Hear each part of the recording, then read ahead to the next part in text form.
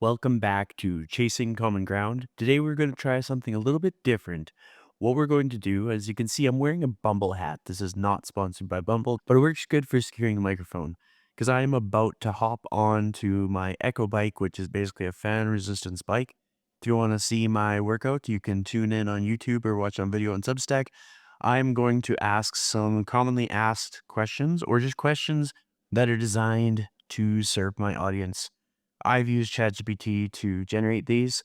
So if you are curious as to where I came up with the flow of questions, that is that. It knows quite a bit about the show, knows quite a bit about the audience, and it just was a sneaky way to generate content today. And I'll be able to get my workout. So I'm going to hop on the bike for probably about 2 miles, maybe more, maybe less. Let's go. So I should be all mic'd up. You should be able to still hear me. We'll find this out later. And if the audio doesn't turn out great, then we'll know. First question here is, the question is on mental health and wellness. And I'm just going to be discussing strategies for maintaining mental well-being, especially in the context of current global challenges like the economy or inflation or just challenges with maintaining quality of life. So some things that I'm going to focus on is the importance of staying grateful on a day-to-day basis. And it can seem fluffy or maybe even as if I am not considering everything that there is to be considering about how we often compare our struggles with other people as if we're trying to one-up another person. But the more important thing that we need to consider is that everybody's struggles are valid, especially given the fact that the only person who really is experiencing that firsthand is that person. So as long as you are not belittling the experience of somebody else, it only makes sense for you to feel a little bit of resistance with whatever your life is throwing you. But with that said, from a anecdotal point of view, in the people that I've met over the years and the struggles that they have faced, the people that I've known with the biggest struggles have overcome them with the best attitude. People battling cancer are always finding ways to dig deep and stay positive. While there's no reason for them to be positive all the time, they're able to find a way nonetheless. So the way that I stay positive is, aside from the lifestyle aspects like getting enough sleep, ensuring I'm getting adequate nutrition, and staying active, some of the ways are I'll frame my day with wake up rituals. My rituals are not very advanced. I just like making my coffee with a French press. I like to start the day with good music. Sometimes it's literally songs titled Good Day or classic music or smooth jazz. I tend to either create boundaries where people can't start my day with their bad news. Sometimes that takes time. Sometimes you have to distance yourself from, we call them sad dogs. You distance yourself from sad dogs over a period of time, or you just mute people's conversations so that you can't see everybody complaining in a specific chat or an incoming call, etc. You really do have to protect your energy and take some time to reflect on what's going well. And in most cases, you'll find yourself having to do similar things throughout the day, just not allowing negative things to consume you. So then the next one here, this one goes around social justice and activism. So what I would say is that the most powerful things to show compassion towards other people in their situations is to be the best, most versatile version of yourself. Because if I think about causes that I cared about, the ways that I can empower people the most is often with my time or some kind of financial contribution. So if I'm not able to volunteer for them, then I will push myself in my career so I can make some kind of a financial donation. And sometimes that could be humanitarian aid, or it could be a donation to the food bank. And if I am not at my best and I'm struggling on a personal level because I get too wrapped up in social media, then that makes it a bit of a struggle. The next question here is examining how technology advancements are impacting daily life, relationships, and personal growth. So this is a big one because I find that technology definitely has an impact on how people frame their connections.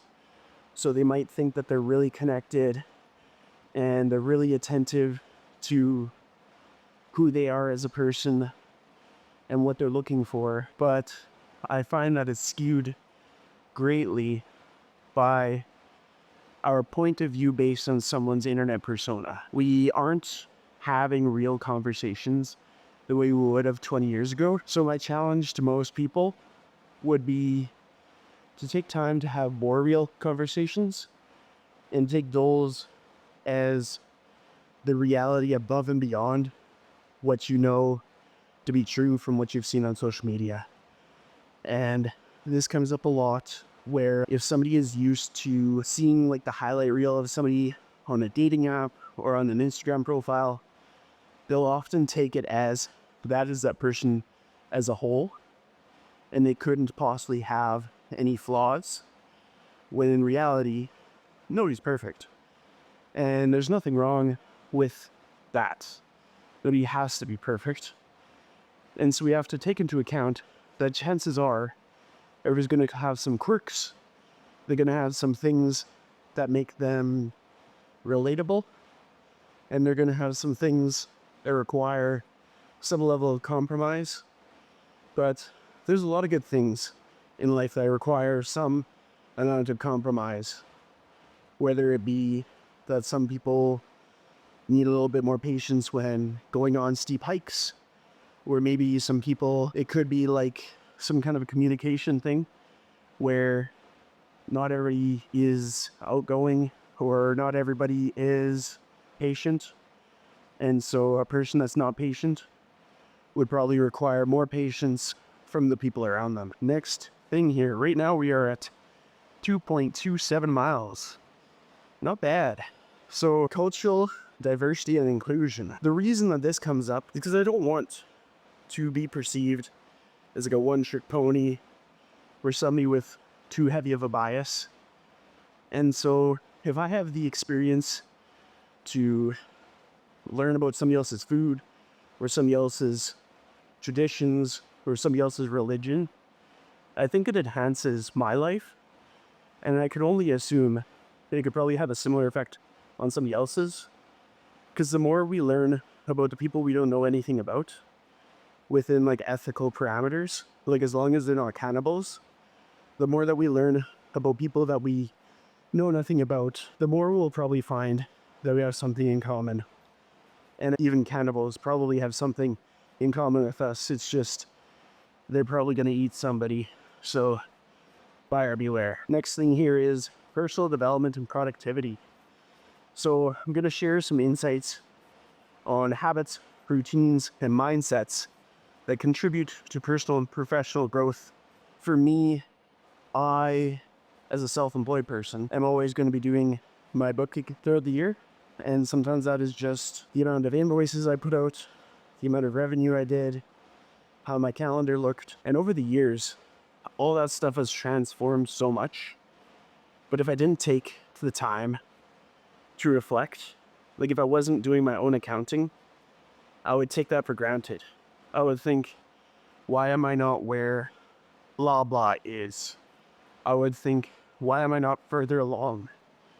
And what I find is a lot of people are like that, where they could be 2 years in, 1 year in, 6 months in, and they're looking at somebody who's been doing something for 5 years, 10 years, 20 years, and they're wondering why they aren't in that person's spot. What I would say is, enjoy where you're at right now. I saw a Facebook post recently where I was wishing that people perceive me as being older. So when how old I was, they'd be guessing like 5 years older than what I was at that time.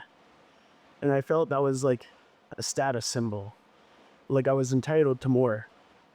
But in reality, if I just owned the stage of life that I was in, there was so much opportunity.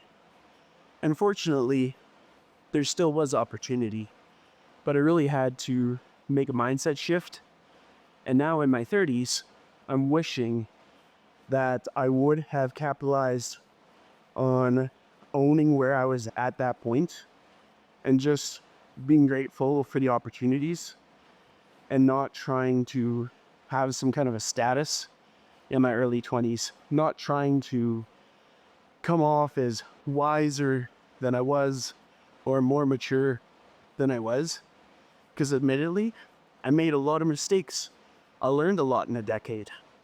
So if you are a decade younger than me, enjoy the journey. This is wild because I'm like gasping for air. So the talking sounds really funny. So if this episode is listenable, thank you. And if it is a little bit of a tough listen, just keep in mind I'm almost at 4 miles. So the next point here is health and fitness. So I'm discussing topics related to physical health, fitness routines, and overall well-being. What I can say about that is throughout the course of your life, you're going to have different fitness modalities that you gravitate towards more than others. This isn't unusual. So for myself, I've done competitive cross-country running. I played soccer. There was a period of time when I played pond hockey with neighborhood kids. And there was a period of time when I would play rec sports. I did dodgeball. I did basketball. I played basketball in high school. I did a little bit of badminton. I did some track. And then I went through a phase where I did a lot of spin classes. And I did some CrossFit and I did some jiu-jitsu. And I will undoubtedly probably do all kinds of other things as I get older while keeping some constants. As you can see, I still have a soft spot for being on the bike, but the bike just looks different now. And most likely, jiu-jitsu will be a fixture in my life for years to come. It's been over 2 years so far, and you just layer things on. And you understand that you go through different seasons, and you make more connections, and some people, you meet them, and it's like they're there for life. And some people, you meet them, you gain from it, they gain from it. You almost get to learn about yourself through somebody else. And then you amicably part ways. And where when I was younger, I thought that was terrible. As I've gotten older, I realized respectfully, everybody only has so much time. So that makes time that much more precious as you get older, because you start to realize we only have so much time to make connections. So every connection that you make, you have to understand that time is fleeting and you have to make it count. So if you run a race and you're running alongside somebody and you befriend somebody new, you have to enjoy that moment. But it looks like my battery's gonna die. Honestly, gonna end this episode. But thank you for tuning in, and I hope that you enjoyed listening to me as I went about 4.5 miles. And we'll catch you on the next one.